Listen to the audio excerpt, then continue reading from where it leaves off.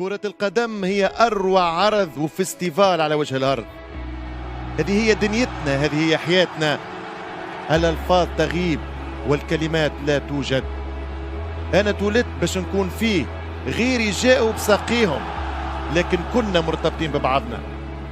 نحن نؤمن أن أسرة واحدة، عائلة واحدة. إذا ما توافقنيش. السلام عليكم ورحمة الله وبركاته. النهاردة نتعلم مع بعضينا ازاي نعمل R2 زي ما انتوا شفتوا كده في اول الفيديو. نبدأ الشرح كده على طول عشان ما نطولش عليكم. هنرجع لورا كده سنة، هندوس على اعدادات اللعبة، نروح على كلمة التحكم اللي هي التالتة، وعلى الكلمة دي ندوس عليها كده، ونروح على التالتة اللي هي دي كده،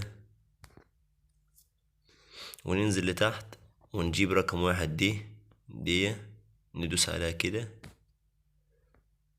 عندكم انتوا يبقى كده مش متفعلين، انتوا تدوسوا بقى على دي كده على المربع، وتدوسوا على الار، وهنا تفعلوها عندكم هتبقى كده، هتدوسوا عليها ايه على الصح دي كده، ترجعوا لورا تلاقوها هنا كده، هتلاقوها ايه ظهرت هنا، تحطوها في المكان اللي انتوا عايزينه. هنرجع كده نشوفها مع بعضينا بقى. بسم الله.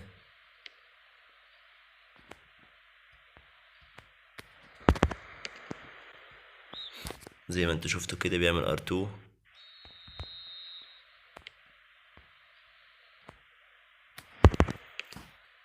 اللي هي التقويصة اللي في الكورة.